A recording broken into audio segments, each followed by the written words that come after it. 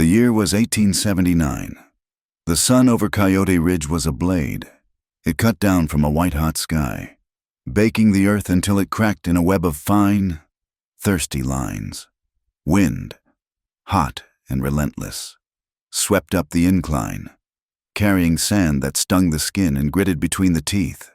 It was a wind that took more than it gave, scouring the life from anything that tried to grow too tall or stand too proud. The world was shades of red and brown, a landscape of raw survival under a dome of punishing blue, down this unforgiving slope. Eli Mercer led his horse, a big roan named Dust Devil. The animal's coat was dark with sweat, its breath coming in short, powerful bursts. Behind them, a heavy wooden water barrel sloshed in its cradle, a precious and dwindling sound. Eli walked with his head slightly bowed against the wind, the brim of his hat pulled low. His duster, once a sturdy canvas brown, was now caked in the same red dust that covered everything else, so thick it seemed a part of the fabric itself. His face was a map of sun and hardship, lines etched around his eyes from years of squinting into the glare. He moved with the slow, deliberate economy of a man who knew that every wasted motion was a drop of sweat he couldn't afford to lose. Lone Arroyo, his ranch, was waiting for this water. Every living thing there was waiting. He rounded a sharp bend where the path narrowed, flanked by a sheer drop into a ravine on one side and a wall of crumbling rock on the other. And there, he stopped. A wagon, a canvas-topped affair that looked too hopeful for this part of the country, was canted at a sickening angle.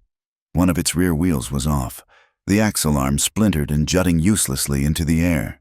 The vehicle looked like a wounded bird, its journey abruptly and violently ended. It was a traveling schoolhouse, he guessed from the neat, but now dust-streaked, lettering on its side, Nora Quinn's Academy of Letters Learning. A woman was braced against the high side of the wagon, her shoulder pressed hard into the canvas. Her hands were wrapped around the corners of a large wooden crate, her knuckles white. She was using her own body as a bulwark, the only thing keeping the heavy crate of books from sliding out, over the edge, and into the hungry quiet of the ravine below.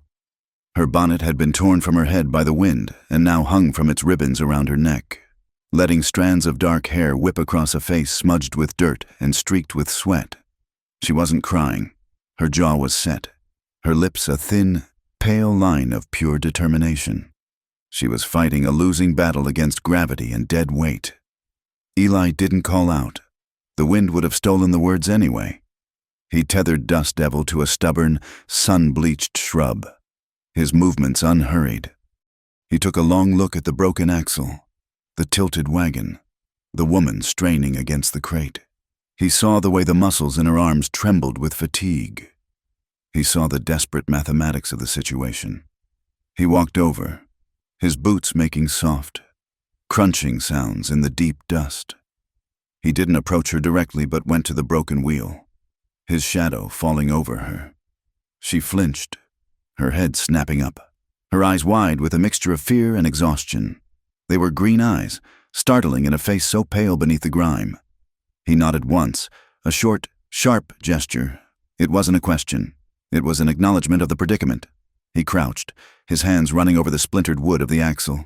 It was a clean break, but a bad one. He stood and retrieved a heavy canvas tool roll and a length of thick rope from Dust Devil's saddle. Nora Quinn watched him, her breath catching in her throat. She hadn't made a sound, hadn't asked for help. She had simply held on, expecting nothing but the eventual failure of her own strength. Now, this man, built of dust and silence, was here. He worked without a word, as if he were fixing a fence post or shoeing a horse. He found a large, flat rock and kicked it into place, chalking the remaining good wheel. He unrolled his canvas, revealing a collection of sturdy, well-used tools. He selected a small hand axe and a set of oak wedges. He moved to the low side of the wagon and began to work. He used the butt of the axe to hammer a wedge into the small space beneath the chassis, leveraging it just enough to take some of the strain. The wagon groaned, a deep, wooden sound of protest. Nora felt the pressure against her shoulders shift, just slightly. Eli worked the ropes, looping one end around the broken axle arm and the other around a solid outcropping of rock on the opposite side of the path. He pulled the rope taut, his back and shoulders straining against the weight. Veins stood out on his forearms, thick and corded beneath sun-darkened skin. He wasn't a large man, but he was dense with a strength born of daily, unrelenting labor. He moved with a quiet competence that was more reassuring than any words could have been. The sun beat down. The wind howled. The only other sounds were the scrape of his boots, the groan of the straining wood, and the harsh whisper of the rope being pulled tight, fiber by fiber. He braced his feet, leaned his weight into it, and the entire wagon shifted, groaning as it was slowly, painstakingly pulled back towards level. The wheel hub screeched against the dirt. The chassis creaked. Nora held her breath, her own fight with the crate of books momentarily forgotten as she watched the raw, physical struggle taking place before her.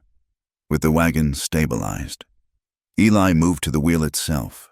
He lifted it as if it were a dinner plate, his face impassive.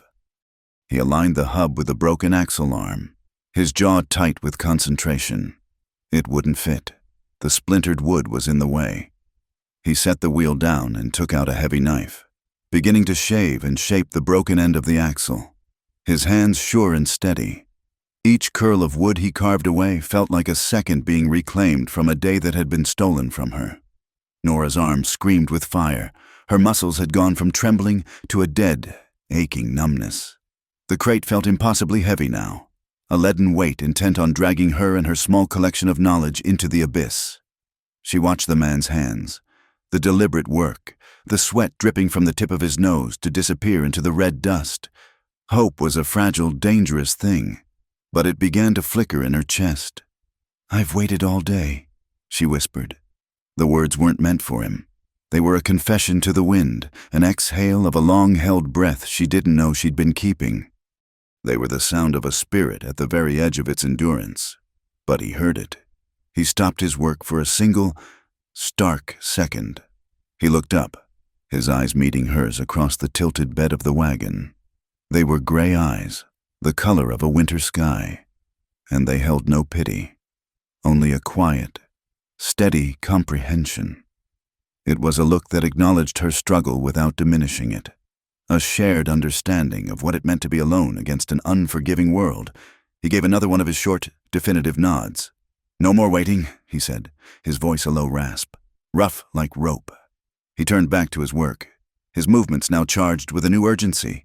He gave the axle one final shaping, then hoisted the heavy wheel. He braced himself, his legs wide, his entire body a study in leverage and force. He drove the wheel onto the axle arm. There was a hideous shriek of wood against wood, a sound of things being forced into place. He put his shoulder into it, a grunt escaping his lips, a pure sound of animal effort. With a final, jarring crack, the axle settled into the hub.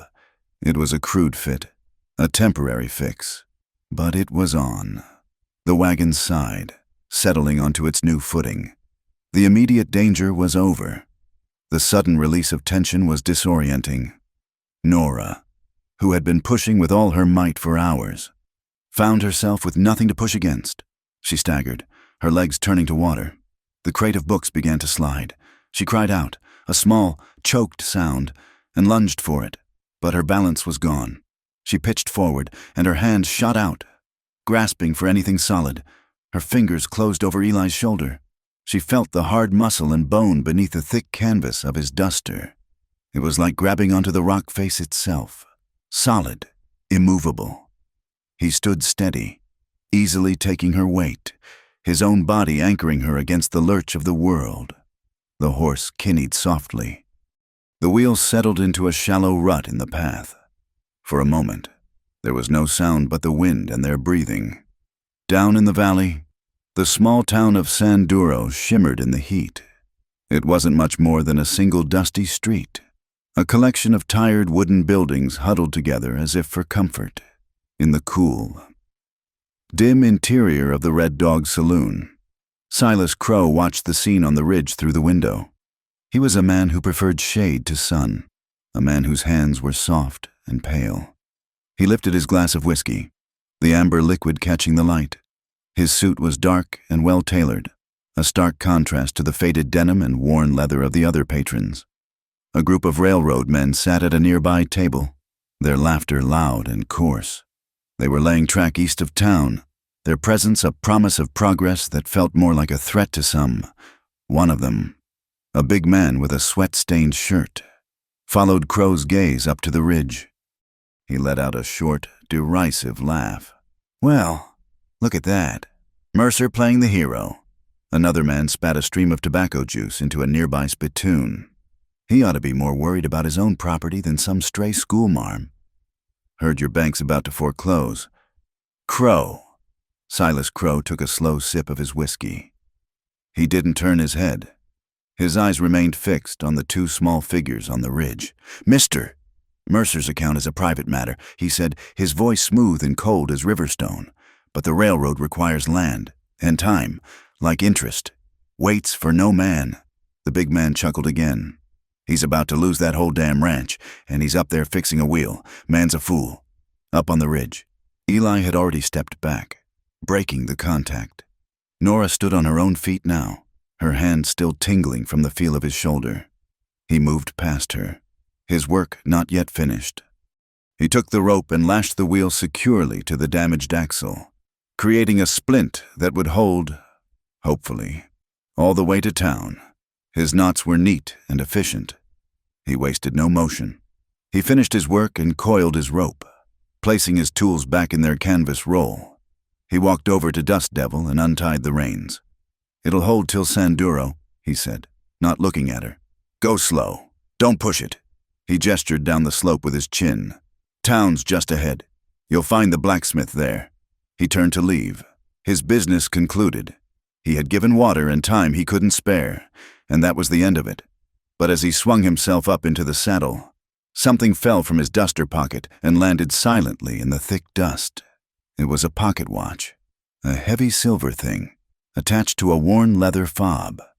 He didn't notice. Nora saw it. She bent down and picked it up. The silver was warm from his body.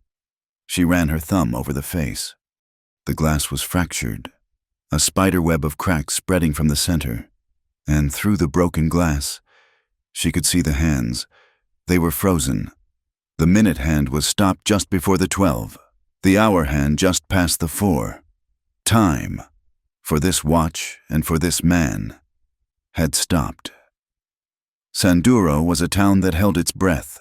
It was a place of lowered voices and watchful eyes, where fortunes were as thin as the dust that settled on every windowsill. Nora Quinn learned this in the slow, deliberate way the blacksmith, a man named Jebediah, fixed her axle. He spoke little, but his hammer blows were a conversation in themselves, ringing with a weary competence. For a handful of coins she could ill afford. Her traveling schoolhouse was whole again, but a place to teach was another matter. The only space offered was the old public granary at the end of the main street. It had been abandoned since the new railroad silo went up, and it smelled of time, forgotten harvests, and mice. The town council, a trio of grim-faced merchants, granted her use of it with an air of doing her a great, and likely foolish, favor. Nora swept out the husks of a decade. Dust motes danced like fairies in the shafts of light that pierced the gloom through gaps in the wallboards. She found a wide, reasonably smooth section of the interior wall and painted it black with a mixture of soot and binder she bought at the general store. Her blackboard was a shadow on the wall, uneven and thirsty for chalk. When she set up her few salvaged benches, they wobbled on the packed earth floor. The children came. At first, there were only 5, then 7, then a dozen. They were shy and sun-browned, with bare feet and patched clothes. Their laughter, when it finally came, was a startlingly bright sound in the cavernous, dim building. It was a sound Sanduro hadn't heard much of lately.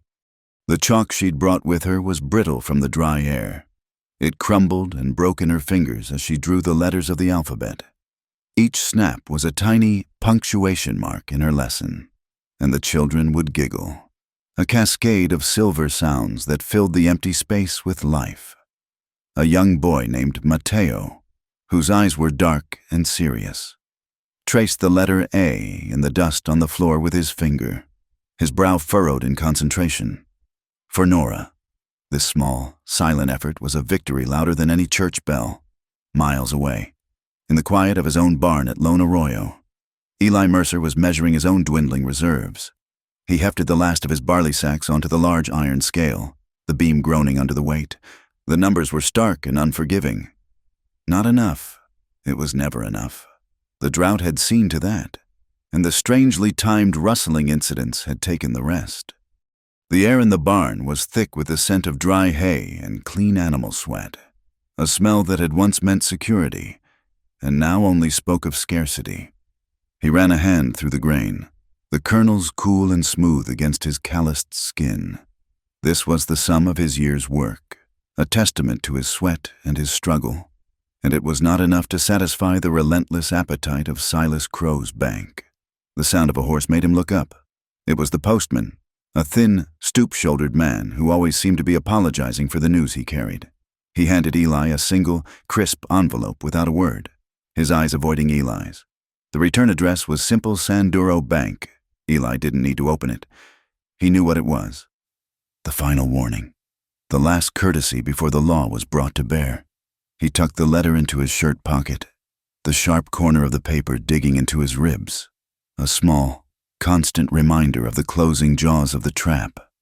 He finished his accounting, the scratch of his pencil on the ledger the only sound in the barn. On Sunday, the town gathered in the church, which also served as the courthouse. The pews were hard, the air stuffy with the scent of dry wood and old hymnals. Reverend Abernathy, a man whose faith was as worn and weathered as his face, stood at the pulpit after a sermon on the trials of Job. He cleared his throat and made an announcement. The railroad, he explained, for the continued safety and security of its property and the good people of Sanduro, was instituting a mandatory security fee. A low grumble went through the congregation, a wave of discontent that rose and just as quickly fell. They were farmers and ranchers, blacksmiths and storekeepers, people accustomed to hardship. But this felt different. This felt like a toll on a road they were being forced to walk. They grumbled, but they fell silent. They had debts to the bank, and the bank was friendly with the railroad. Silas Crow sat in the front pew, his hands folded piously, his expression one of sober civic duty. He did not need to say a word. The silence of the townsfolk was his answer. Nora found Eli by the blacksmith shop later that week. He was inspecting the new iron brace on a trough, his hands running over the welds.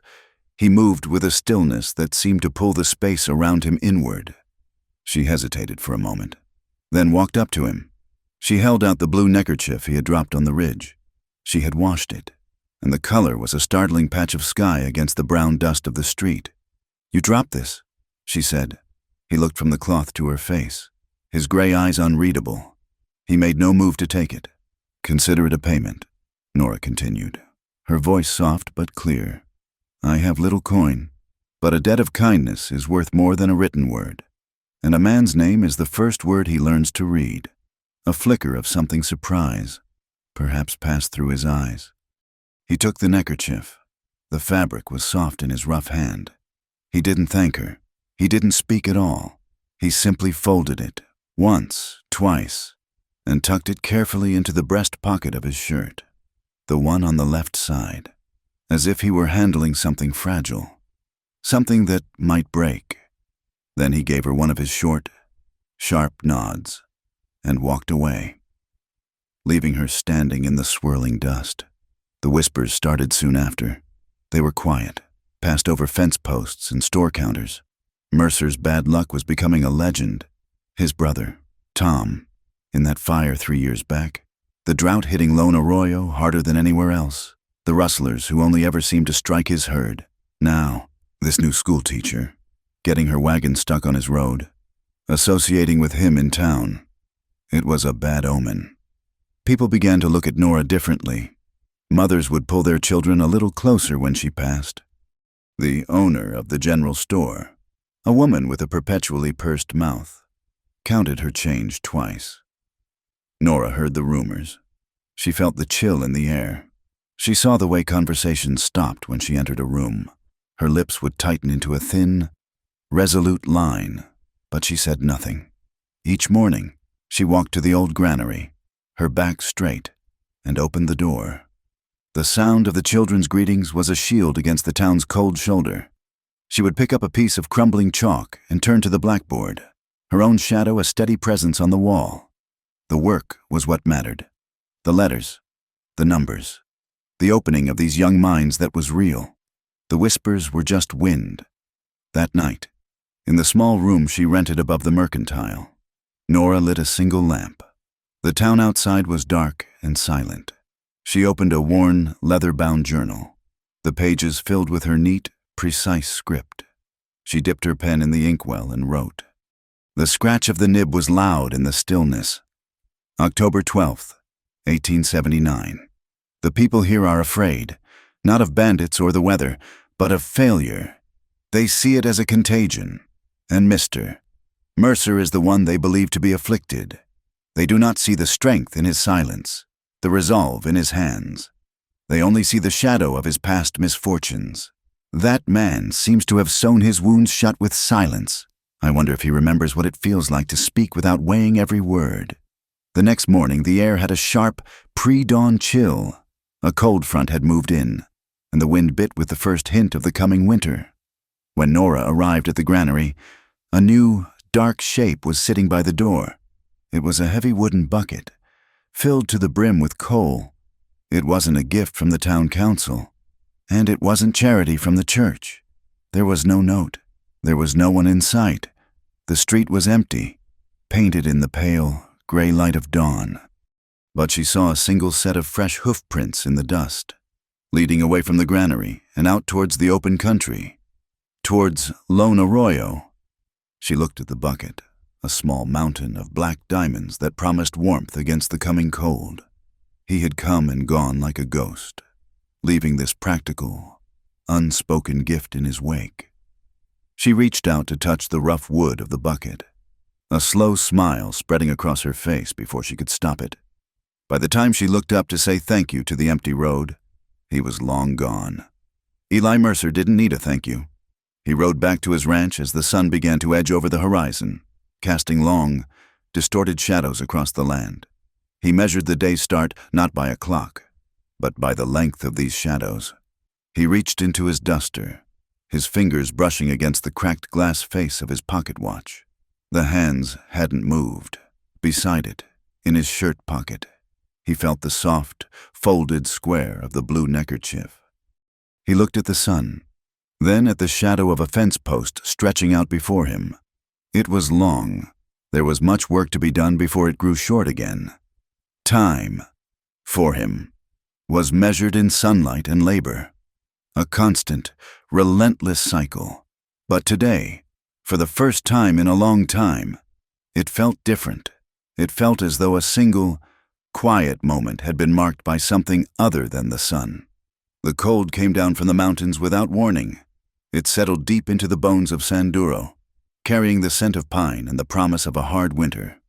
At night, the wind would pick up, a low, mournful sound that snaked through the cracks in the walls of the old granary. Eli Mercer felt it most at Lone Arroyo. The wind was an old enemy. 3 years ago, it had been a north wind, dry and angry. It had come in the dead of night, and it had carried a spark. He was mending a harness in the lamplight of his workshop, the rhythmic push and pull of the needle a familiar comfort. Then the smell hit him, not wood smoke, but something hotter, more voracious, acrid. He was outside in a second. The barn wasn't just burning, it was a roaring mouth of orange and red. A terrible, living thing against the black sky. The north wind was its bellows, driving the flames sideways in great, hungry sheets. The screams of the cattle were a sound from hell. His brother, Tom, was already there. A silhouette against the inferno. Tom was older, bigger, the one who always charged in first. The gate! Eli! We have to open the main gate, he'd shouted, his voice nearly lost in the roar. Eli ran for the holding pen, his heart a cold stone in his chest. He worked the latch, his fingers clumsy with panic, and pulled the smaller gate open. A flood of terrified calves poured out, their eyes white with fear, their coats singed. He slapped their rumps, driving them away from the heat, away from the collapsing structure. He got the calves out. He got most of them. He turned back, his face scorched by the heat, his lungs full of smoke. Tom, he saw him. Tom had made it to the main barn doors, fighting the heavy crossbar. It was jammed. The fire was feeding on the dry hay inside, a vortex of heat and destruction. "It stuck," Tom yelled, his face a pale mask in the flickering light. The woods warped. Then came a sound Eli would hear in his dreams for the rest of his life, a deep, groaning crack from the heart of the fire. The main support beam, a massive timber that had stood for 50 years, was giving way. "Tom, get out!" Now Eli screamed, his voice raw, but Tom gave the crossbar one last, desperate heave. It moved. The doors groaned open a few feet, and then the beam fell. It came down not with a crash, but with a deep, final whump, bringing a section of the hayloft and a shower of burning embers with it. Tom disappeared behind a curtain of flame. There was a single, sharp cry, a sound that was cut off as if by a knife. The wind swallowed it whole. Eli had tried. He had run towards the impossible heat, screaming his brother's name until his throat was raw, until the smoke drove him to his knees, choking and blind. There was nothing to pull out. He had saved the calves, but he couldn't save Tom. The smell of burning hair, sharp and sickening, became a permanent ghost in the back of his mind. Since that night, Eli Mercer had stopped making promises. He didn't promise neighbors he'd help with their harvests. He didn't promise the blacksmith he'd be in town on Tuesday. He didn't promise himself that tomorrow would be better. Promises were debts to a future that wasn't guaranteed. He just worked.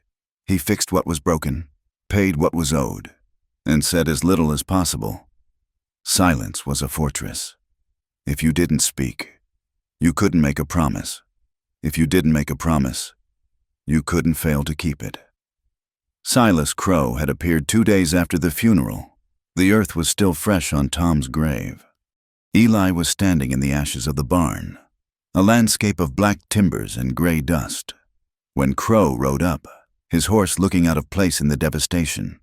He hadn't offered condolences. He had offered a solution, a tragedy. "Mr. Mercer," Crow had said, his voice smooth and sympathetic, "and at the worst possible time. I know the spring planting was poor." He'd produced a sheaf of papers from his coat. "The bank is prepared to offer you an extension on your loan. A small fee, of course, for the paperwork, just to see you through this difficult period."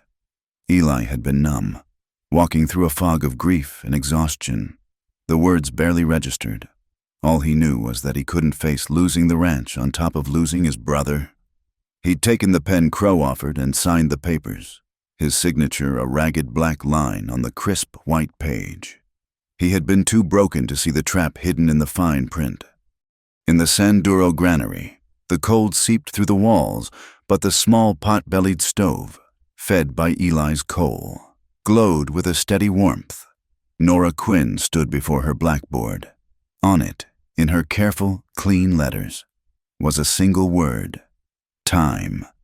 "Time," she said, her voice clear in the quiet room, "is not just the ticking of a clock. It is not just the sun rising and setting." She held up a piece of the brittle chalk. "Think of it like a path. You can stand still on the path, and the sun will still move over your head, but you have not gone anywhere." The children watched her, their faces rapt. Mateo, the serious young boy, sat in the front, his gaze intense. "Or," Nora continued, taking a deliberate step to the side, "you can choose to walk, you can choose to move forward. The sun will still pass overhead, but you will end the day in a different place from where you began. Time moves when we choose to move with it." She tapped the word on the board. Sometimes, a person's clock stops. It breaks, and they think time has stopped for them, too. But the path is always there, waiting. All it takes is the courage to take the first step. That afternoon, a woman with tired eyes and a shawl pulled tight around her shoulders waited for Nora after the lessons were done. It was Mateo's mother, Mrs. Garcia. In her hand, She held a piece of brown wrapping paper. "Miss Quinn," she said, her voice thick with an emotion Nora couldn't quite place. She unfolded the paper. On it, in large, wobbly letters, was a single word, Matteo. He wrote it himself," the woman whispered, tracing the letters with a trembling finger. "I never learned to read. My husband, he's away with the railroad. I saw these marks, and I could read it. I could read my son's name." Tears welled in her eyes and spilled down her weathered cheeks. "Thank you," she said, the words choked with feeling. "Thank you." Nora felt her own throat tighten. She gripped the back of the nearest bench, her knuckles white, anchoring herself against the wave of emotion. All the whispers, the cold shoulders from the townsfolk, all the difficulty melted away in the face of this one perfect moment. This was why she was here. This was the path she had chosen to walk. Later, as twilight bled purple and orange across the sky, Nora was walking back to her room. The wind was picking up again, and she pulled her own shawl tighter. She glanced down the long, empty track that led out of town towards the west, towards Lone Arroyo. In the fading light, she saw a lone figure against the horizon. It was Eli. He was out in the wind, mending a stretch of fence line that bordered the main road. He worked with a relentless, punishing rhythm. He'd dig a post hole, drop in a new timber, and drive it steady with a heavy mallet. The sound a dull, lonely thud that the wind snatched away. He moved as if the work itself were the only thing holding him together. She watched him for a long time, a solitary man battling the encroaching darkness and the biting wind to fix a broken line. She turned and walked not to her room, but to the general store. She bought a small, thick glass bottle of molasses. It was an extravagance, but it was dense with sugar and energy, a small comfort against the cold. She walked out of town, the bottle heavy in her hands. The wind whipped her skirts around her legs and tried to steal her breath. She didn't call out to Eli. He was still working, his back to the road, a figure of absolute, unyielding focus. She approached the fence line, a few dozen yards from where he labored. Quietly, she placed the glass bottle on top of a sturdy fence post. It caught the last of the light, a small, dark jewel in the vast, empty landscape. Then, just as quietly, she turned and walked back to town, melting into the growing shadows. Eli finished setting the last post as true darkness fell. His muscles ached, and the cold had settled deep into his bones. He straightened up, rubbing the small of his back, and his eyes caught the unfamiliar shape on the post. He walked over, his boots crunching on the hard, cold ground. He saw the bottle. He picked it up. The glass was cold, solid, real. It was a simple thing, molasses. But it wasn't simple. It was a message sent without words. It said, "I see you. I see you working alone in the dark." He ran his thumb over the smooth glass. For 3 years, he had been a ghost in his own life, a silent automaton of labor and grief. He had kept everyone at a distance, and they had willingly kept their distance from him. But this bottle, this small, unsolicited act of kindness, felt different. He held it in his hand, and it felt like touching a living word, a sound in the crushing silence he had built around himself. For the first time since the fire, he felt the presence of another person not as an intrusion, but as a warmth against the cold. The fog came before the sun. It was a thick, gray thing, born in the low places and creeping up the gullies of Lone Arroyo as the land exhaled the last of the night's cold. It clung to the ground, swallowing the sounds of the morning, muffling the world in a blanket of damp silence. It was a rustler's fog. Shadows detached themselves from deeper shadows near the main corral. They moved with a fluid quiet, their boots making no sound on the damp earth. One of them, a wiry man with a knife held in his teeth, slipped a wetted blade through the thick rope that held the main water trough in place. With a soft, wet thud, the heavy trough tipped, its remaining water gurgling into the thirsty dust. It was the first step in creating a panic, a path for the cattle to pour through a cut fence. They worked quickly, efficiently, ghosts in the growing gloom. Inside the cavernous, cold shell of the granary, Nora Quinn was already awake. The thin blanket on her cot offered little warmth against the chill that seeped through the floorboards. She was huddled over her small writing desk, a lantern casting a pool of amber light around her as she prepared the day's lessons. It was in this profound quiet that she first heard it. It wasn't a loud sound. It was a low, guttural noise, a disturbance in the fabric of the morning, the frightened bellow of a calf. Quickly silenced. She froze, her pen hovering over the paper. She tilted her head, listening. There it was again. A series of agitated, unhappy sounds from the direction of Eli Mercer's ranch, just over the rise. It was followed by a sharp crack of wood, a sound that did not belong in the gentle waking of the day. Something was wrong. She didn't hesitate. She didn't stop to think about the town's whispers or her own safety. She snatched her heavy lantern from the desk, the flame dancing wildly inside its glass prison, and ran for the door. She threw it open and plunged into the cold, gray fog. Her thin shoes offered little protection from the cold ground as she ran, her breath coming in white puffs. In her haste, her foot came down on a stray piece of chalk that had fallen near the doorway. It snapped under her weight with a sharp, clean crack, a small, brittle sound in the vast, tense quiet. The sound propelled her forward, an exclamation point to the fear that was now a cold knot in her stomach. Eli was already in the thick of it. He'd been woken by the sixth sense that every rancher possesses, a subtle shift in the night's rhythm. He'd thrown on his boots and grabbed the rifle he kept by the door, but he was too late.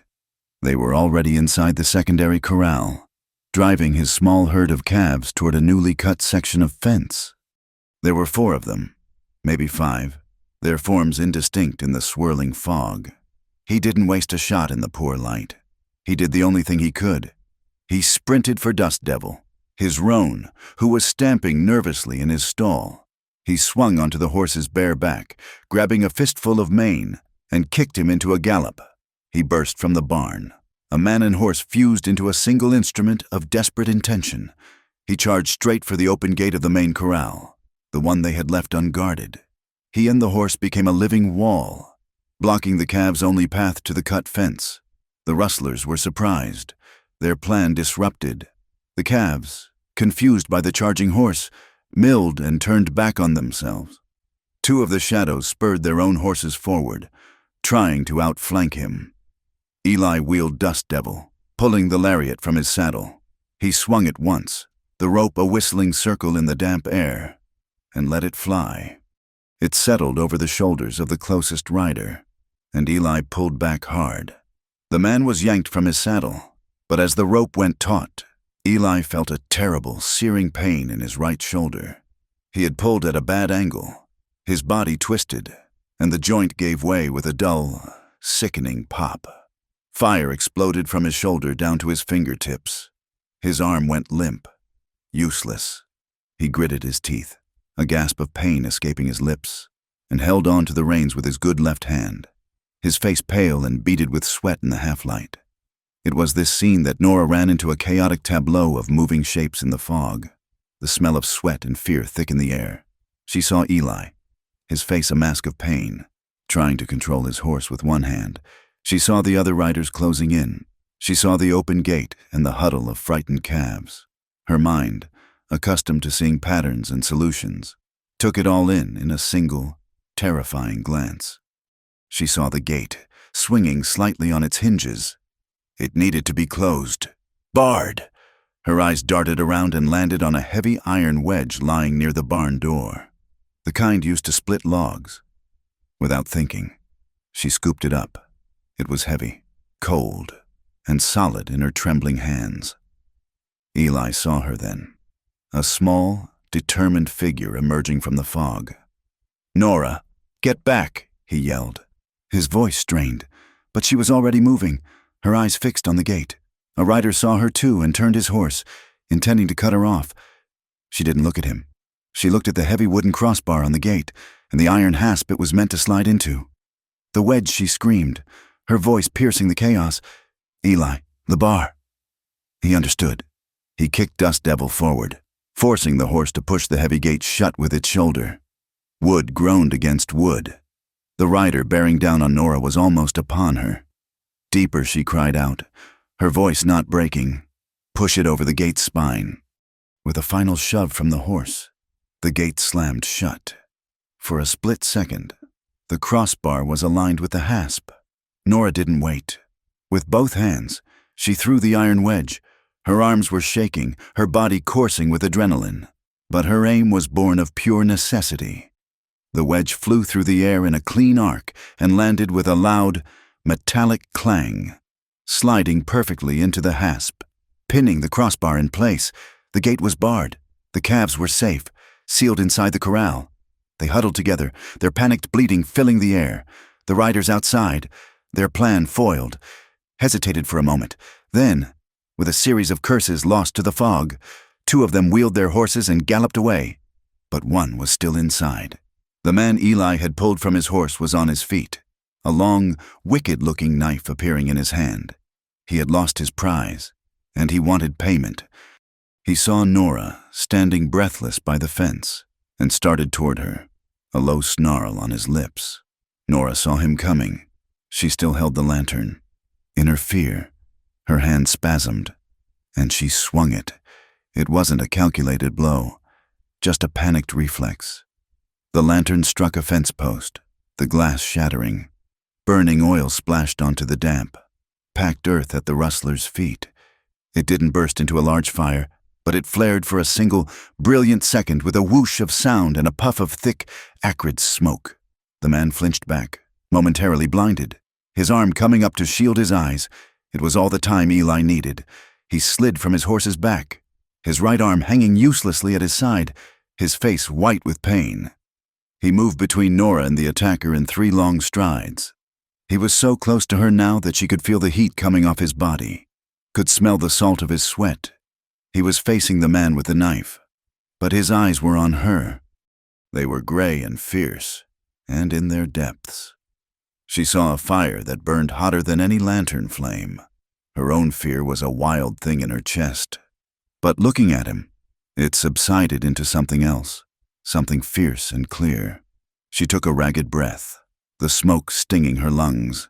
"I've waited all day to say this," she said, her voice a low, urgent rush of words.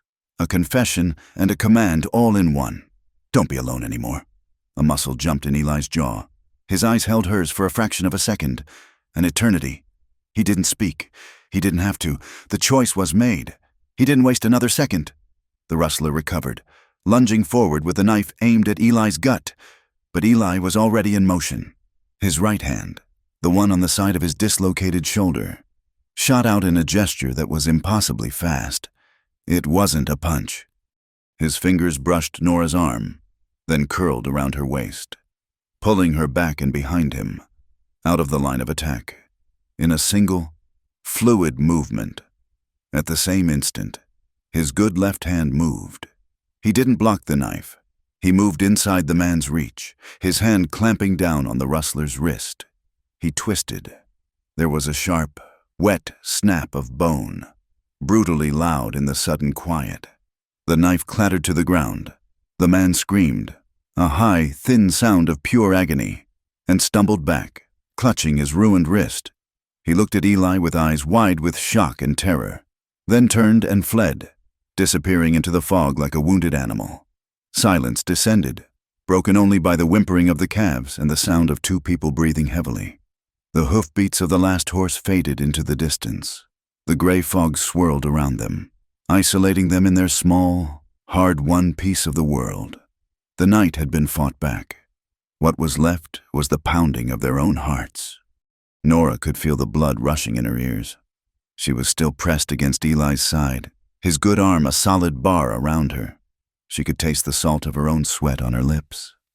Miles away, in the warm, lamplit confines of the Red Dog Saloon, Silas Crow was enjoying an early glass of brandy.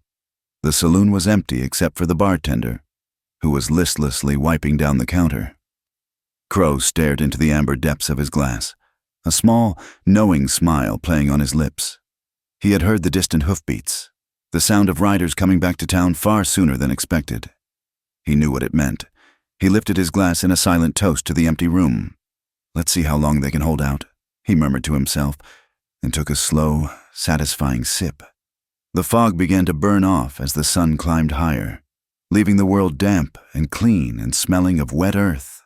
The immediate chaos had passed, but the aftermath was a stark, quiet tableau. The splintered lantern, the dropped knife, the scuffed dirt where the fight had happened. Eli stood with his back against a corral post, his face a tight gray mask of pain. His right arm, now cradled in a makeshift sling Nora had fashioned from a strip of her petticoat, was completely immobile. Nora knelt where the rustler's knife had fallen. The man with the broken wrist had been in too much agony to retrieve it. It was a crude, ugly weapon, its blade stained and nicked. But it wasn't the blade that held her attention. It was the handle. Caked in the crevices of the rough-carved wood and smeared on the hilt was a thick, distinctive mud. It was a deep, rich red, the color of rust and blood. Unlike the pale brown dust of Lone Arroyo, it was sticky, clay-like, and dotted with tiny flecks of mica that glittered faintly in the morning light. She looked up at Eli. "This mud," she said, her voice low and steady. "I've seen it before, on the boots of the railroad men in town." Eli pushed himself off the post, his good hand going to his injured shoulder as if to hold it in place. He walked over, his eyes narrowing as he looked at the knife, then at the mud. He said nothing, but a connection was being made behind his eyes, a lock turning in a door that had been shut for a long time. "The new railroad supply yard," Nora continued, thinking aloud. "The one they opened east of town, by the dry creek bed. The ground there is all red clay." Eli's head snapped up. His gaze was sharp, focused. "The security fee," he said, the words short, like stones dropping into a well. "Abernathy announced it the Sunday after they opened that yard. The pieces were no longer scattered. They were beginning to fit. A fee for security, a tax that only ever happened to him, men with red mud on their boots. It wasn't a series of misfortunes. It was a design. "Let's go," Eli said. It wasn't a question. "Your shoulder," Nora protested. "You need a doctor?" "Later," he said, his jaw set. "The tracks will be gone later. Now." He saddled Dust Devil with one hand, a slow, awkward process. He refused her help, his pride a shield as strong as his silence. Nora found her own horse, a gentle mare she'd bought with what little money she had, and they rode out, not toward Sanduro, but east, towards the rising sun. They didn't have to search for long. A set of deep, heavy wagon ruts, far too wide for a simple buckboard, cut a clear path away from the direction the fleeing rustlers had taken. These tracks were from a different vehicle, a heavy freight wagon, and they led directly toward the dry creek. They followed them, the silence between them thick with unspoken purpose. The trail led them into a narrow arroyo, the sides steep and crumbling. It was a place meant to be hidden. They came upon it suddenly, a strand of new barbed wire, the metal still gleaming, was strung tautly between two iron posts, blocking the arroyo. There was no gate, no warning sign. It was just a crude, aggressive declaration of territory. Eli dismounted and, with his one good arm, worked the wire loose from the post, dropping it to the ground so they could pass. They led the horses through and continued on foot, the air growing still and close between the high dirt walls. Around a sharp bend, they found it, a small, cleared-out hollow, hidden from the main road. A large, grease-stained canvas tarp was stretched over a rough wooden frame, creating a makeshift shelter. Underneath it, the evidence of a secret operation was laid bare. There were 3 large wooden barrels, stenciled with the word kerosene. Beside them were stacked several heavy sledgehammers and a coil of thick rope, identical to the one that had been cut at his trough. But it was the small, weather-beaten wooden crate sitting on a makeshift table that drew their attention. Eli moved toward the barrels, his hand resting on the cold wood, his face grim. Nora went to the crate. It wasn't locked. She lifted the lid. Inside, nestled amongst some rags, was a small, black ledger book and a stack of loose receipts held together by a string. She opened the ledger. The pages were filled with columns of names and numbers. Most were just first names or crude nicknames: Jed, Slim, Lefty next to dates and payment amounts. At the bottom of each page, in the space for an authorizer's signature, were two elegantly penned initials: S.C., Silas Crow. Nora's breath caught. She carefully lifted the stack of receipts. They were for cash payments, for security services rendered or day labor. Each one was signed with the same two initials. She didn't touch the book or the papers with her bare hands. She used a corner of her shawl, her movements precise and deliberate. She wasn't a detective, but she was a teacher. She knew the importance of details, of patterns, of evidence. She scanned the pages, her mind working like a camera, capturing the layout of the ledger, the list of names, the shape of the initials. She was memorizing it, creating a map of the conspiracy in her head. Eli turned from the barrels, his eyes dark. He saw the ledger in her hands. He stepped closer, his good shoulder brushing against hers as he looked down at the damning pages. He reached in with his left hand, his fingers swift and sure, and plucked a single receipt from the middle of the stack. He folded it carefully and tucked it into the inner pocket of his duster. One piece of paper, one tangible piece of the truth. They hadn't spoken a word. The evidence itself was a conversation, a loud, screaming confession in the quiet hollow. They had found the nerve center of his bad luck. Suddenly, the sound cut through the stillness. A dog barking. It was close, just over the rim of the arroyo. It was followed by the sound of a man's voice, calling out, gruff and indistinct. They were no longer alone. Panic, cold and sharp, lanced through Nora. They were trespassing. They were discovered. Her first instinct was to run, but as she turned, her hand brushed against Eli's. His skin was warm, his hand steady. It was a brief, accidental touch, but in it, she felt not panic, but a deep, grounding calm. He wasn't afraid. He was angry, and his anger was a shield. He put a finger to his lips, then pointed back the way they came. They moved without a sound, leading the horses, their boots making soft noises in the red clay. They slipped past the downed barbed wire, and Eli, with a strength that defied his injury, pulled it back into place, making it look as though it had never been disturbed. They mounted their horses and rode, not fast, but at a steady, deliberate pace, melting back into the landscape. They didn't speak until the ranch was in sight. The sun was high now, the morning's crisis a lifetime away. They stopped by the repaired corral, the calves now quietly munching on hay. The air was peaceful, a lie that covered the morning's violence and the conspiracy they had just unearthed.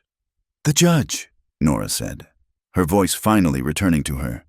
"We have to take this to Judge Abernathy." She looked at him, her eyes pleading. "The ledger, the receipt, it's proof." Eli shook his head, the movement slow and weary.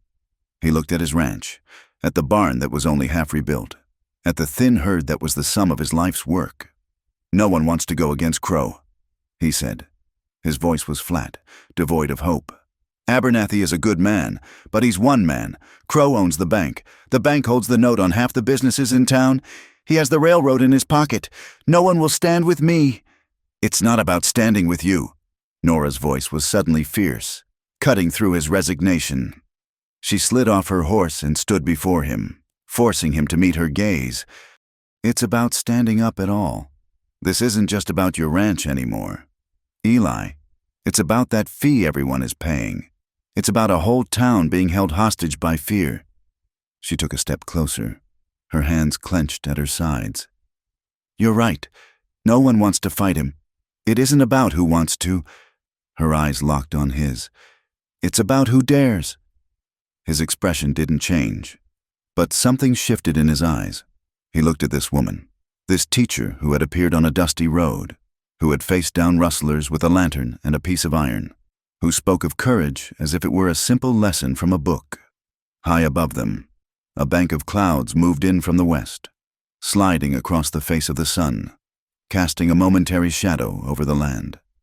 Down on the ground, in the damp red earth that had been carried there on their boots, their footprints stood side by side, a clear and undeniable testament to the fact that they had stood in a hidden place together, and that they had returned changed.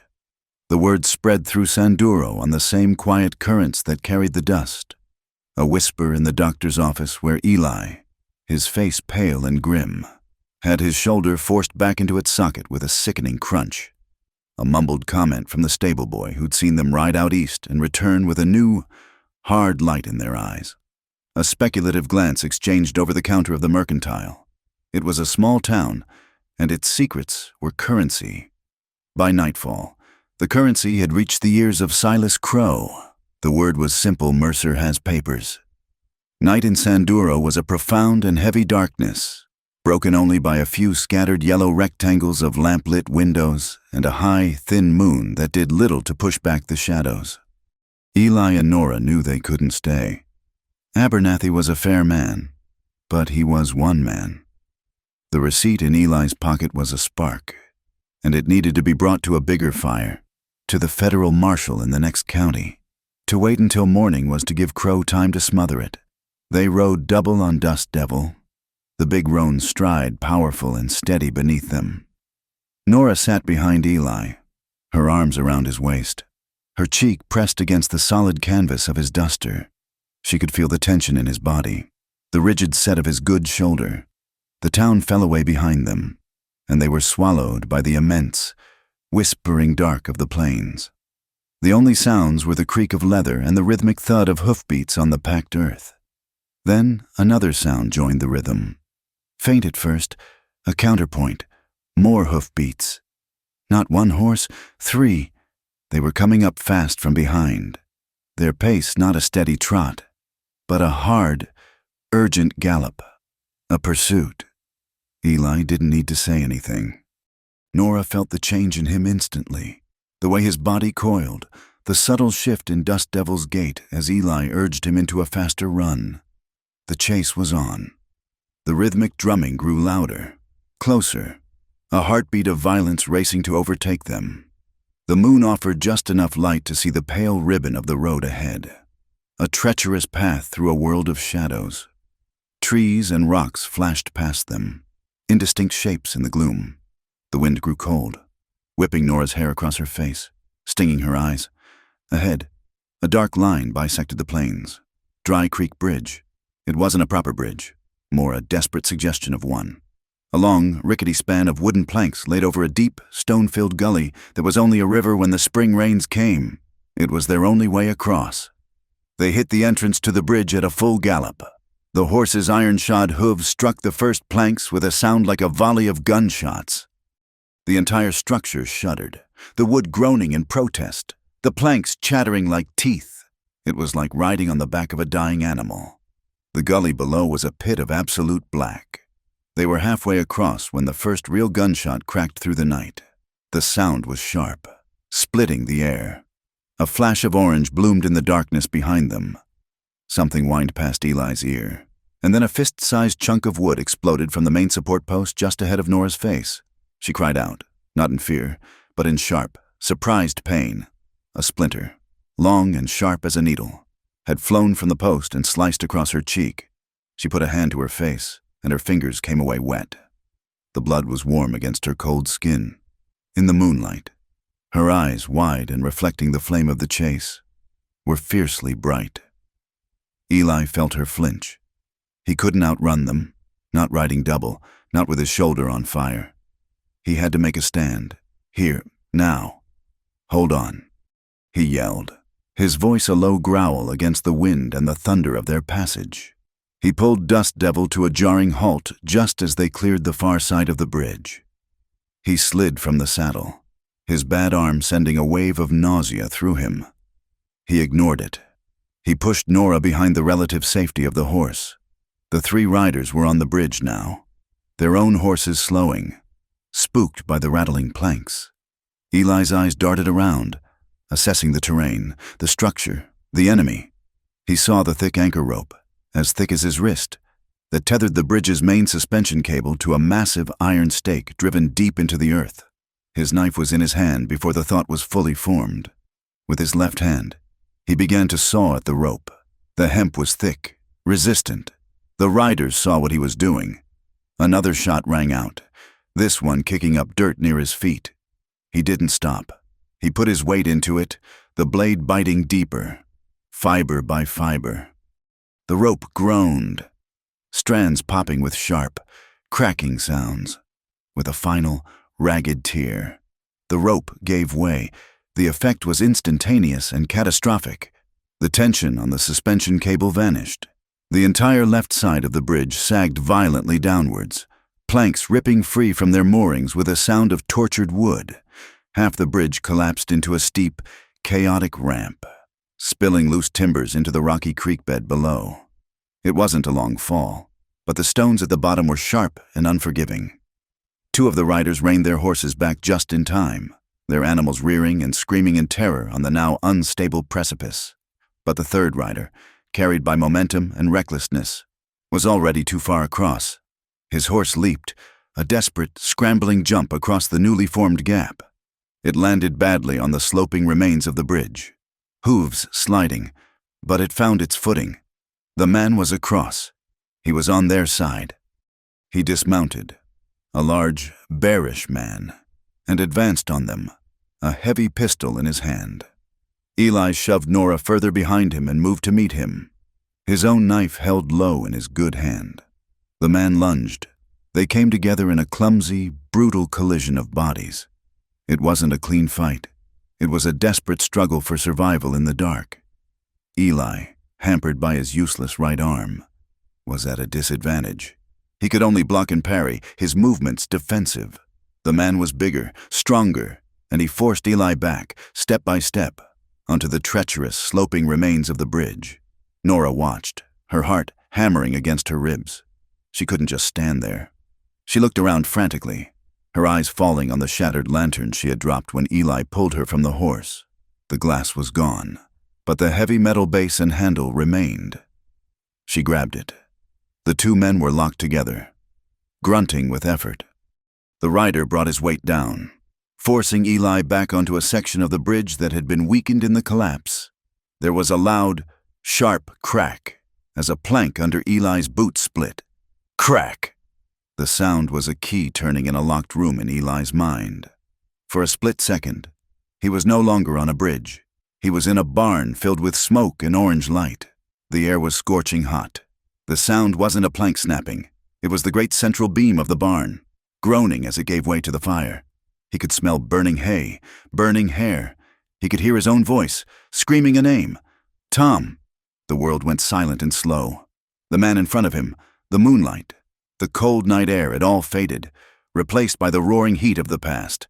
He was frozen, paralyzed by a memory that was more real than the present moment. His defense faltered. The rider saw his chance. He raised his heavy pistol, intending to bring it down like a club on Eli's head. Eli Nora's voice. It was sharp, clear, and close. He felt a sudden firm pressure on the back of his neck. Her hand, small, steady, and undeniably real. It was an anchor in the fiery sea of his memory. "Look at me," she commanded, her voice cutting through the phantom roar of the flames. Now. He blinked. The barn disappeared. The smell of smoke was gone. He was on a broken bridge in the moonlight. A man about to kill him, and Nora's hand was on his neck. Her presence a fierce, bright point of light in the darkness. He was back. The pistol was already descending. Eli didn't think. He reacted. He dropped low, under the blow, and drove his good shoulder hard into the man's midsection. The air left the man's lungs in a great whoosh. As the man staggered, off balance, Eli hooked his leg around the man's ankle and twisted. It was a clean, economical movement. The big man went down hard, his head striking one of the remaining planks with a sickening thud. He lay still. The momentum of the fall sent them both tumbling off the edge of the broken bridge. They rolled down the steep, gravelly bank together, a tangle of limbs, coming to rest in the shadows at the bottom of the gully. For a long moment, There was only the sound of their own ragged breathing and the frantic pounding of their hearts. Above them, on the other side of the creek, the two remaining riders shouted, their voices filled with frustration. After a moment of indecision, they turned their horses and galloped back the way they had come, their hoofbeats fading into the night. They were gone. Eli lay on the cold ground, the sharp edges of the rocks digging into his back. Nora was beside him, her breathing slowly returning to normal. He pushed himself into a sitting position, his whole body aching. His first instinctual movement was to reach inside his duster. His fingers closed around the folded piece of paper. It was still there, bent, crumpled, but safe. He looked up at the sky. The clouds had moved on. The moon hung high and clear, but a strange, reddish haze clung to its edges, as if it had been stained by the night's violence. Then, as he watched, a sliver of cloud passed over it, and it was gone, plunging the gully back into deep shadow. The world went utterly quiet. Then, slowly, a new sound began to rise, filling the void left by the gunfire, the soft, steady chirping of crickets. The night was reclaiming itself. The church was a silent, waiting thing. The morning sun, slanting through the tall, unadorned glass windows, drew long rectangles of light on the dusty wooden floor. It smelled of old paper, beeswax, and the faint, lingering scent of last Sunday's piety. The townsfolk who had gathered did not sit in the pews, but stood along the back and side walls, their faces a mixture of fear, curiosity, and a nascent, fragile hope. They were not a jury, but witnesses to a trial that would determine the town's soul. Reverend and Judge Abernathy sat not at the pulpit, but at a heavy oak table that served as his bench. Placed squarely before the altar, he was a man carved from the same tough, unyielding landscape as the rest of them. His authority derived not from a distant government, but from a shared hardship and a common faith. His face was a roadmap of difficult decisions. He looked at Eli and Nora, who stood before him. Then at the empty space beside them where their accuser would stand, he tented his long, bony fingers. "Mr. Mercer, Miss Quinn, you have made a serious claim. The floor is yours." Eli stepped forward. He moved with a stiff, deliberate gait, the pain in his shoulder a constant, visible companion. He placed the single, crumpled receipt on the smooth surface of the oak table. It looked small and insignificant in the vast, solemn room. "This is a receipt," Eli said, his voice low and even, but carrying to every corner of the silent church. "Payment for security services." Signed by Silas Crow's hand. "The men who attacked my ranch, who tried to kill us on the bridge, they were not thieves. They were employees." Abernathy picked up the receipt, holding it carefully by the edges. He studied the initials, his expression unreadable. Just then, the main doors of the church swung open, letting in a blinding shaft of morning light. Silas Crow strode in, his polished boots echoing on the floorboards. He was not alone. Two broad-shouldered men, strangers with hard, impassive faces, flanked him like bookends. Crow was smiling, a thin, confident curve of his lips. He radiated an aura of untouchable power. He walked to the table and stood opposite Eli, his smile widening into a smirk. "Judge Abernathy, I apologize for my tardiness. I was just informed that this rancher and this itinerant teacher were spinning some fanciful tales." He gestured dismissively at the receipt, "and offering stolen property as proof." The accusation hung in the air, sharp and poisonous. The word stolen was meant to turn the tables, to make the victims into the criminals. The townsfolk shifted, their murmurs a low, anxious rustle. Crow pressed his advantage. "That paper was taken from a private railroad supply yard, from a locked cash box. That is theft, and breaking and entering. These two should be in a cell, not wasting your time with these desperate lies." Abernathy looked from Crow to Eli. "Mr. Mercer." Eli did not look at Crow. He kept his eyes fixed on the judge. "The railroad has no right to operate a supply yard for rustlers," he said, the simple truth of it cutting through Crow's legalistic bluster. "And a private company has no right to hire men to burn a man out or run him off his land." Nora stepped forward, her presence a quiet counterpoint to the masculine tension at the table. "Judge," she began, her voice clear and steady. "What, Mr. Mercer says is true. We found more than just that receipt. We found a ledger. It had names in it, dates, payment amounts for a series of actions against Lone Arroyo, and every page was initialed by Mr. Crow, S. The men on that list are the same men who have been drinking in the saloon, boasting of the easy money the railroad pays." She painted a picture not of a single crime, but of a calculated campaign of terror, her words precise and unshakable. Crow's smirk faltered for just a second. He had underestimated the schoolteacher. Abernathy held up a hand, silencing them all. He tapped the edge of his wooden ruler on the table, a sharp, rhythmic sound that focused every mind in the room. "Tap, tap, tap.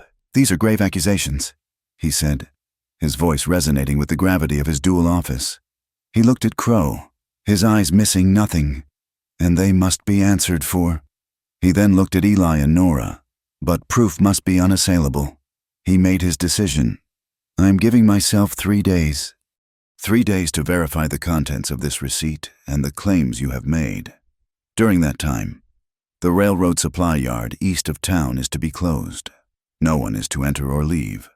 The new security fee is hereby suspended, effective immediately, until this matter is resolved." It was not a verdict, but it was a victory. A collective gasp, a release of held breath, went through the crowd. Crow's face, for the first time, lost its composure. A flash of pure fury crossed his features before he masked it with an icy calm. He had been challenged, his authority checked, and he was not used to it. He gave a stiff, formal bow to the judge. "As you wish. Judge, the railroad is always happy to cooperate with the law." He turned and strode out of the church, his 2 silent guardians following in his wake. The tension in the room broke.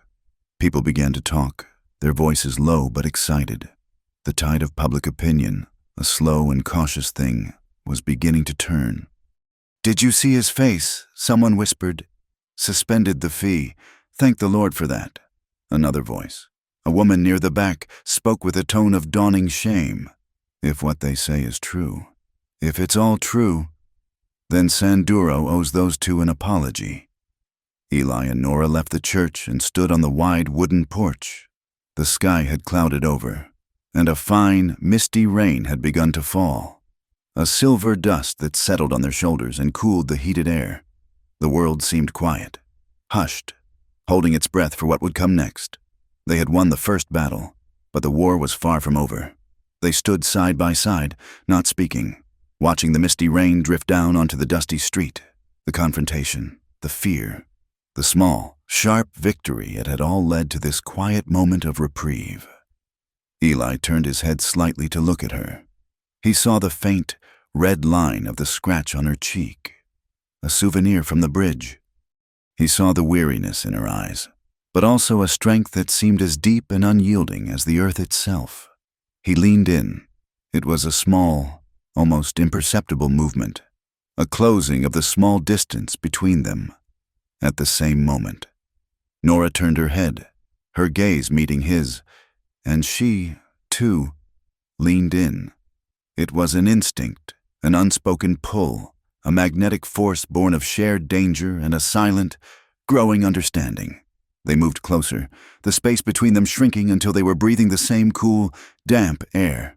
Her lips were a hand's breadth from his. The world narrowed to that single, charged space, to the precipice of a promise. And there, they both stopped. A shared hesitation, a mutual pause in the same held breath. The kiss didn't happen. Nora spoke, her voice a near whisper, soft as the misting rain. "When you're still running," she said, her eyes never leaving his. "Don't make promises with your lips." It wasn't a rejection. It was a postponement, a statement of fact. The race wasn't over. To kiss now would be to celebrate a victory they had not yet fully secured. Eli understood.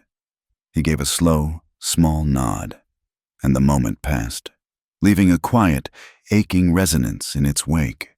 The idea for the fair came from Nora. With the security fee suspended, The town was breathing a little easier, but winter was coming, and Eli's herd was thin. They needed feed, so Nora decided to turn the school into a force for good. She announced a fundraising fair to be held in the open space in front of the granary. The response was hesitant at first, but then Mrs. Garcia, Mateo's mother, arrived with 2 large, fragrant pumpkin pies. Jebediah, the blacksmith, set up a game of ring toss, using horseshoes and iron stakes. Soon, others followed. There were tables for shooting corks at old tin bottles, a bake sale, a place where children could get their names written in elegant script by Nora herself. It was a small, defiant act of community, a patch of warmth and laughter in the cold, anxious air. Eli was there, his arm in a proper sling now. He moved through the small crowd, not speaking much, but his presence was a quiet anchor to the event. He helped Jebediah set up the stakes, his movements with his one good arm surprisingly efficient. He was a part of something, and for the first time, he didn't seem to be pulling away from it. Then, they came. 2 of the men from the saloon, the ones who always drank with the railroad crews. They were the same men Nora had seen with red mud on their boots. They swaggered into the middle of the small fair, their presence an immediate poison. They didn't do anything overtly violent. At first, one of them accidentally bumped into the pie table, sending Mrs. Garcia's hard work tumbling into the dust. The other walked over to the ring toss game and with a contemptuous flick of his boot, scattered the horseshoes. They were there to intimidate, to remind everyone who held the real power in Sanduro. The laughter died.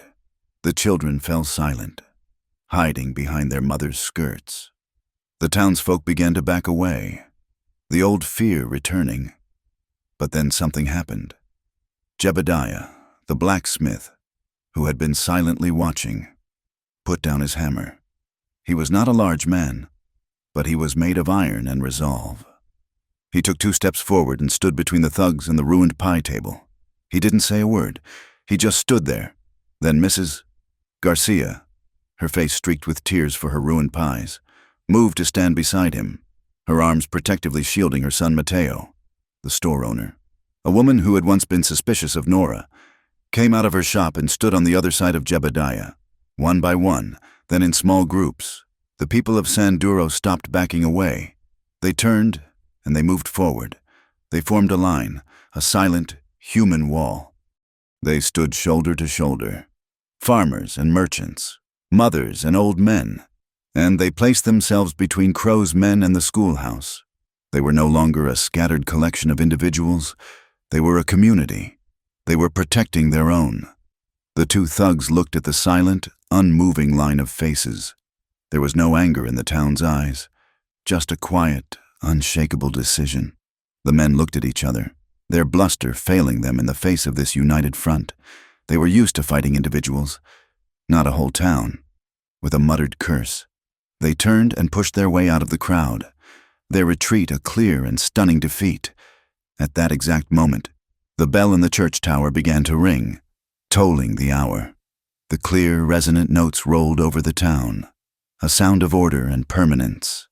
The wind picked up, making the small flag on the mercantile snap and flutter. Someone in the crowd, a voice low and certain, spoke the words that were in everyone's heart.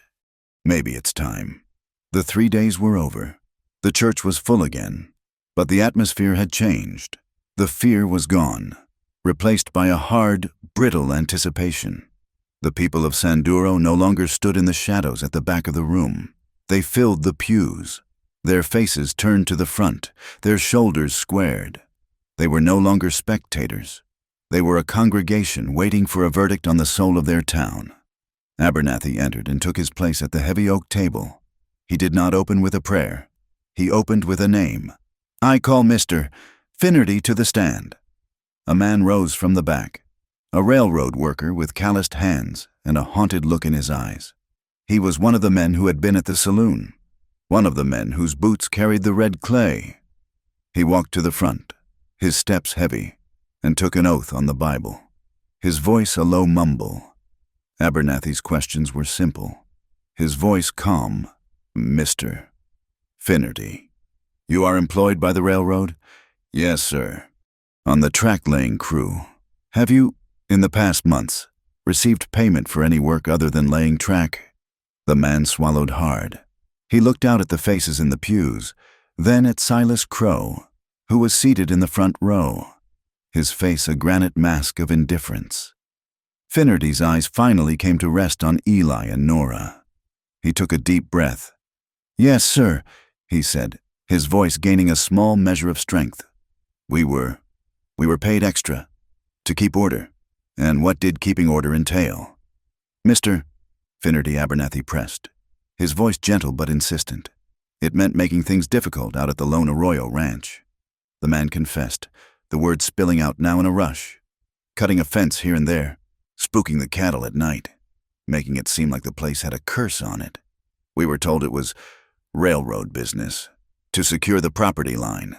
A murmur, low and angry, swept through the Poves. Crow did not flinch. "And who paid you for this work?" Finnerty looked directly at Silas Crow. "The money came from him, or his clerk at the bank." Crow stood up, his voice booming in the quiet church. "Objection, this is the testimony of a disgruntled laborer, a man with a grudge. He has no proof." Abernathy held up a hand. "Sit down, Mr. Crow. You will have your turn." He turned back to the railroad worker. "Thank you, Mr. Finnerty. You are dismissed." As the man walked back to his seat, a path parting for him in the crowd, Abernathy picked up the ledger that his deputy had retrieved from the now sealed supply yard. He opened it on the table for all to see. "I also have here a payment ledger, found on railroad property," Abernathy announced, his voice ringing with authority. "And I have spent the last 2 days with Mr. Henderson, the chief accountant at the Sanduro Bank." He gestured to a small, nervous man with spectacles sitting near the front, who nodded his confirmation. "Mr. Henderson has verified that the handwriting in this ledger, the signature on every single payment, is identical to his own." He paused, letting the weight of the words settle. "He has also testified that he was ordered to make these cash payments directly by Mr. Crow, who assured him they were for legitimate railroad security expenses." Abernathy then held up a small stack of receipts from the ledger. Most curious of all, he continued, his voice dropping, "Are these last few entries? The wax seals used to close the payment envelopes are still soft. The ink is barely dry. It would seem Mr. Crow was in a great hurry to pay his men after the events at Dry Creek Bridge. The silence in the church was absolute. It was the silence of a held breath, of a truth, finally, undeniably exposed. The web of whispers and lies had been torn away, and the thing at the center of it was stark and ugly and plain for all to see. Silas Crow's face was no longer a mask. It was a snarl of pure, cornered rage. Judge Abernathy stood, his full height seeming to fill the space behind the table. The sun, breaking through the clouds, streamed through the windows, illuminating him in a column of light. He did not need to raise his voice. His words were thunder. "This court finds that a criminal conspiracy has been perpetrated against Mr. Eli Mercer and the people of this community. Therefore, I rule as follows." He held up one finger. "First, the so-called security fee is declared illegal and is permanently abolished. Any fees collected must be repaid in full." A wave of relief, a collective sigh, washed through the congregation. He held up a second finger. "Second, a formal criminal investigation into the activities of Mr. Silas Crow and his associates is hereby opened. The federal marshal will be notified." He held up a third finger. "And third, any and all foreclosure proceedings against the Lone Arroyo Ranch are suspended indefinitely, pending the outcome of this investigation." The verdict was delivered. The truth was out. Crow lunged forward, his hands gripping the edge of the table.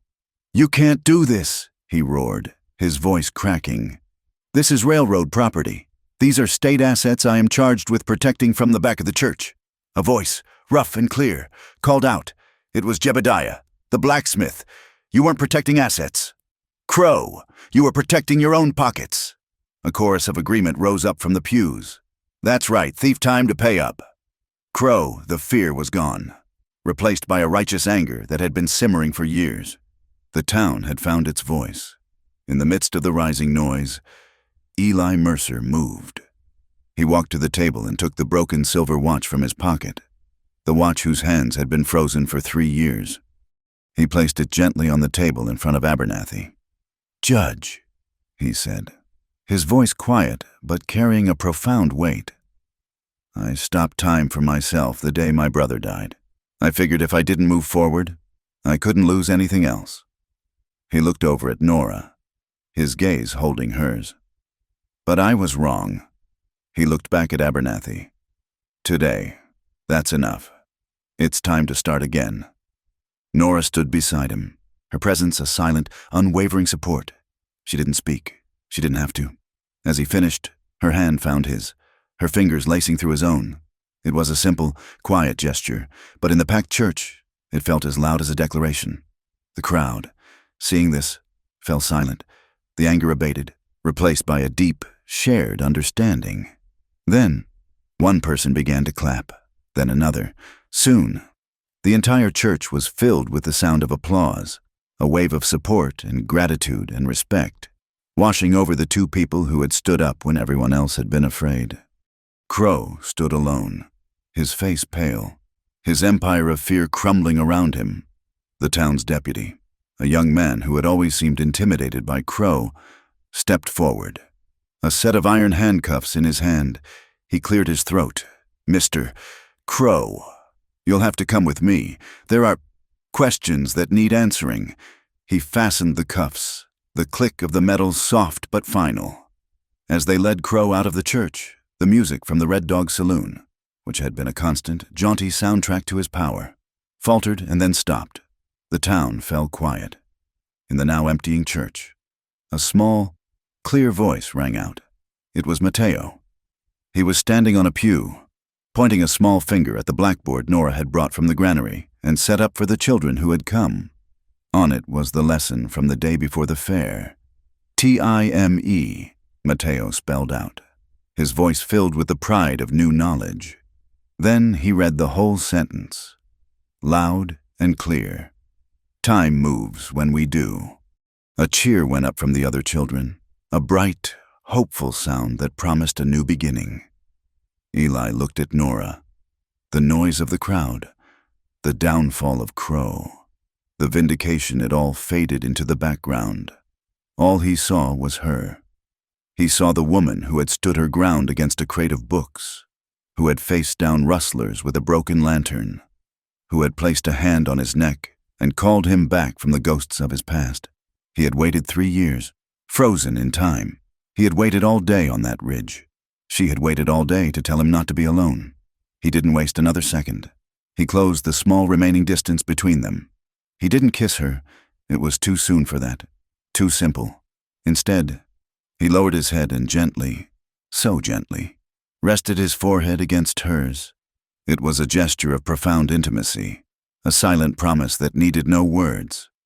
His eyes were closed, and in the darkness, he felt not the heat of a burning barn, but the steady, living warmth of the woman who had taught him how to move forward. Time, for Eli Mercer, was running again. The storm had passed, but the air in Sanduro remained charged, like the quiet, electric stillness that follows a lightning strike. The change was palpable. It was in the way Jebediah's hammer rang from the smithy, a cheerful, industrious sound now, not a lonely, defiant one. It was in the way neighbors, who had once offered only curt nods, now stopped to speak, their voices a little louder, their eyes a little brighter. The shadow of Silas Crow had been long and cold, and the town was only just beginning to remember the warmth of the sun. Life began to settle into a new, more hopeful rhythm. The days grew shorter, the nights colder, and then the weekly stagecoach brought a letter for Nora Quinn. It was an object of alien elegance in the dusty world of Sanduro. The envelope was thick and creamy, the address written in a flawless, looping script, the wax seal on the back bearing the crest of a formal institution. It was from the Board of Education in Santa Vespera, a larger, more established town 2 days' ride to the south. Nora opened it in the quiet of her rented room, the paper cool and smooth beneath her fingers. The offer was everything she had once dreamed of. Head teacher at the newly constructed Santa Vespera Central School, a proper brick building with glass in every window, a guaranteed salary that was more than double what the San Duro Council could ever hope to pay her. There was mention of a school library, already stocked with more books than she owned in the world, and a small, neat cottage provided for the teacher's residence. It was a return to the life she had been promised, the life she had been trained for, a life of order, respectability, and security, a life away from broken axles, desperate chases, and the raw, unpredictable heart of a town like San Duro. She read the letter twice, the fine, confident words a stark contrast to the rough-hewn reality outside her window. She folded it carefully and placed it on her small writing desk, a clean white rectangle in a room full of shadows. The next morning, she found Eli at the ranch. He was not mending fences or tending to the herd. He was standing before the skeletal remains of the old barn, the one that had been half destroyed in the fire that took his brother. The section that had survived was structurally sound but scarred, the timbers blackened and weathered. For 3 years, it had been a monument to his grief, a place he avoided. But today, he had thrown open the huge, creaking doors. Sunlight poured into the cavernous space, illuminating the thick dust and the ghosts of the past. He was holding a broom, and he was sweeping. Great clouds of forgotten chaff and ancient dust billowed out into the morning air as he cleared the floor, his movements slow and deliberate with his one good arm. He saw her approach and stopped, leaning on the broom handle. He looked at the vast, empty space around them, at the high cathedral-like rafters where swallows now made their nests. "It's big enough," he said, his voice echoing slightly in the empty barn. He looked at her, his gray eyes direct and serious. "The Lone Arroyo Library. We could build shelves along that wall, put a big table in the center for the children to work at." He took a breath. "Partners. We could build it together." It was not a declaration of love. It was an offer of work, a proposal to build something new from the ashes of something old. It was, in its own quiet way, more profound than any poem. Nora stepped inside, her boots silent on the newly swept floor. The air smelled of charred wood, old hay, and sun-warmed dust. She looked at the massive, smoke-blackened beam that ran the length of the ceiling, the same kind of beam that had fallen on Tom.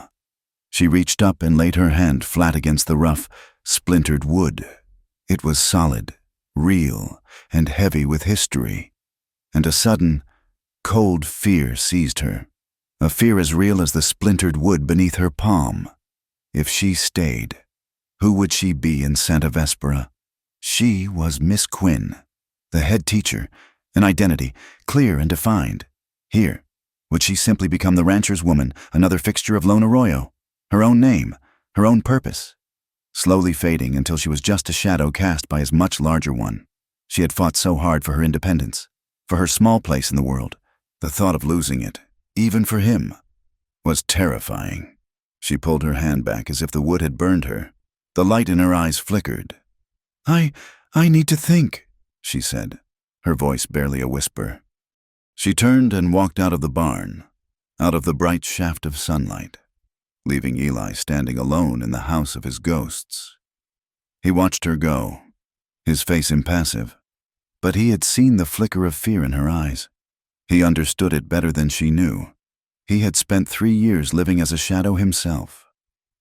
Later that day, as Nora returned to her room above the mercantile, she saw something on the railing of the small porch outside her door. It was a single, heavy, iron key. It was old and worn smooth with use. The key to the front door of the main house at Lone Arroyo. It sat on the railing, unaccompanied by a note or a word. He had not followed her. He had not pressed her. He had simply left this offering, this symbol, and she knew what it meant. A key was not a cage. It was an entrance. It was a choice. She picked it up, the metal cool and heavy in her palm. And as she stood there, his words from the barn echoed in her mind. But this time she heard a silent addendum, a promise made in the quiet space between them. Partners, no shadows. The library began to take shape before Nora had even made her decision. The town, hearing of the plan, took it upon itself to make it real. The change in Sanduro had taken root. They were no longer just watching. They were building. Martha, the saloon owner with the cynical eyes and a hidden soft spot, arrived at the barn one afternoon in a buckboard, carrying a heavy wooden crate. Inside was a complete, leather-bound set of the works of Charles Dickens. "A place isn't civilized without a proper villain," she'd said gruffly. "And Mr. Dickens wrote the best of them." Elias, the old German cobbler, who was nearly blind but whose hands were still skilled, didn't have any books to give. Instead, he spent a whole day in the barn, patiently gluing and bracing a wobbly old trestle table that Eli had dragged out of storage, making it strong and steady enough for the children to lean on. Mrs. Garcia brought her family's heavy, gilt-edged Bible, its pages filled with the handwritten names of her ancestors, and placed it reverently on a shelf, one by one. The people of Sanduro came, leaving a part of themselves behind: a book of pressed flowers, a tattered volume of Shakespeare, an almanac from a decade past. They were not just donating books, they were weaving themselves into the fabric of a shared future.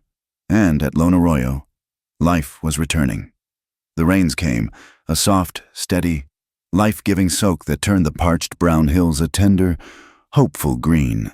The remaining calves in his herd grew strong, and one of the older cows gave birth to a healthy set of twins. The debt to the bank, which had once been an insurmountable mountain, now looked like a hill that could be climbed, season by season, with hard work and a little luck. The last piece of the old world fell away a week later. News came that Silas Crow, facing a federal investigation and a town that would no longer do his bidding, had sold his interest in the Sanduro Bank to a larger consortium from the east. The new bank manager, a quiet man with a green eye shade, immediately posted a new, transparent list of rules and fees: the predatory lending practices, the unexplained charges, the petty fees that had bled the community dry. They vanished overnight. The shadow was well and truly gone. That evening, Nora sat at her desk. The lamp cast a warm glow on two pieces of paper. One was the elegant, promising letter from Santa Vespera. The other was a blank sheet, waiting for her reply. She looked out her window at the lights of Sanduro, at the small, scattered points of warmth in the vast, dark plains. She thought of Mateo reading, of Jebediah's quiet strength, of the feel of the old iron key in her pocket. She dipped her pen in the ink. Her hand trembled as she began to write. The first few words slightly shaky. To the esteemed members of the Santa Vespera Board of Education. Then, a change. Her grip on the pen firmed. Her resolve hardened into a clear, steady line. The letters that flowed from her pen were no longer hesitant, but sure and graceful. She was not turning her back on a dream. She was choosing a different one, a harder one, perhaps, but one she would build with her own hands. Eli wrote in late that night. A stray calf had gotten stuck in a mudslide after the rain, and he'd spent the last few hours wrestling it free. He was tired, splattered with mud, and his shoulder ached with a dull, persistent fire. He stabled Dust Devil and walked towards the house, his steps heavy. He saw the light still on in her room above the mercantile and felt a familiar, quiet pang. He still didn't know what she would choose. He pushed open the door to his own house. A lamp had been left burning low on the main table, and sitting in the center of the pool of light was her letter of reply to Santa Vespera. It was open. She had left it for him to read. He stopped dead in the doorway. The scent of rain and wet earth clung to him, but he didn't notice. The weariness, the ache in his shoulder, it all vanished. The world narrowed to that single sheet of paper. His heart, which he had thought long quieted, began to beat with a hard, heavy rhythm, a frantic, hopeful drumming, like the sound of a horse's hooves galloping home. The high, clear sound of the bell pealed across the valley. It was a new bell, hung in a small, freshly built cupola atop the old barn, and its tone was confident and bright. A moment later, the great doors of the barn slid open, and a river of children poured out into the brilliant noon sun. They ran with the heedless energy that marks the end of a lesson, their hands smudged with chalk dust, their worn shoes kicking up the fine, reddish dirt of the yard. They were laughing, their voices a joyful noise that filled the quiet air of Lone Arroyo. They ran past the new sign. It was made of a single, wide plank of pine, and the letters had been carefully carved and burned into the wood, Lone Arroyo Library School. The sign was hung on the front porch of the main house by two new, shining nails, their heads driven flush and true into the support posts. It was a declaration, a promise made of wood and work. Eli and Nora stood on that porch, watching the children scatter towards their homes in the valley below. The clamor of their departure faded, replaced by the gentle hum of a warm afternoon, the buzz of insects in the tall grass, the whisper of the wind through the newly green fields. Eli turned to her. In his good hand, he held out the blue neckerchief. It was clean, the fabric softened by many washings. He had been carrying it with him for weeks, a folded square of sky in his pocket. Nora took it, but instead of putting it away, she unfolded it for him to see. Near one corner, stitched in a neat, strong thread of white, was a single, three-letter word, now. She had taken his past, his one remaining token of a life before, and had marked it with the present. She had mended it, not by hiding the tear, but by adding something new. He looked at the word, his calloused thumb gently tracing the shape of the letters. A slow smile, a rare and genuine thing, touched the corners of his mouth. He nodded, a gesture of deep, quiet understanding. Then, from his own pocket, he retrieved the silver watch. The cracks on its glass face caught the sun, a fractured starburst of light. He held it out to her, an offering. It was his broken time, his years of standing still. Nora didn't take it. Instead, she laid her own hand over his, her palm covering the cracked glass. Her touch was warm and steady. "It doesn't need to run again," she said, her voice soft but sure. "It just needs to move with us." She was not trying to fix his past. She was offering to share his future. He closed his hand over hers, a silent agreement.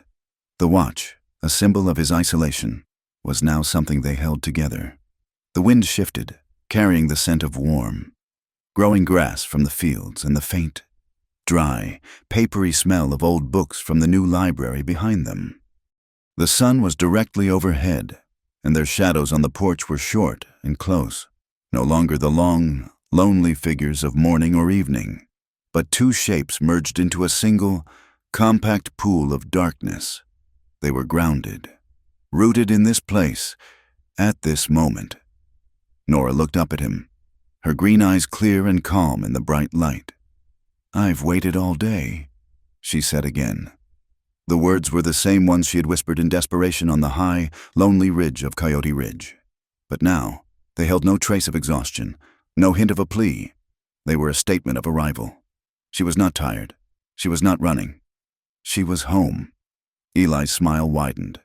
He looked at her, at the woman who had faced down his ghosts and helped him rebuild his world. He thought of the years he had lost, the seconds he had let tick away into nothing. "Well," he said, his voice a low, warm rumble, "I'm not waiting anymore." And he didn't waste another second. He lowered his head and kissed her. It was not a kiss of frantic passion or desperate relief. It was a kiss of quiet certainty. It was firm, sure, and deeply grounding. It tasted of sun and dust and the faint, sweet promise of molasses. It was the kiss of a man who had finally come home to himself. It was the kiss of two laborers who had found their most important work. It felt like driving the last, clean nail into a roof beam. A final, declarative act that made the structure whole and strong and ready for all the seasons to come. They broke the kiss and stood for a moment, forehead to forehead, simply breathing together. The world was quiet around them. Then, from far down the valley, came a new sound, a long, mournful, triumphant whistle. They both turned. In the distance, a plume of white steam rose against the blue sky. The train, the instrument of Crow's ambition and the town's fear, was slowing as it approached the newly completed Sanduro station. But it was different now. It was no longer a threat arriving, but a connection being made. It was bringing mail, supplies, new faces. It was bringing the future. The town of Sanduro, which had held its breath for so long, let out a long, slow, collective sigh. Time, which had been dammed up, was flowing again. It was moving forward, not in the frantic, merciless ticks of a banker's clock, but with the steady, shared rhythm of two hearts, beating as one on the porch of the Lone Arroyo Ranch. Thank you so much for listening to our story. We'd love to know where you're listening from, so please drop a comment below to say hello and share your thoughts. If you enjoyed this tale, please consider subscribing to our channel, Wild West Stories 1850, and give this video a like. And to help this story reach more listeners, please support us by hitting the hype button. Your support means the world to us.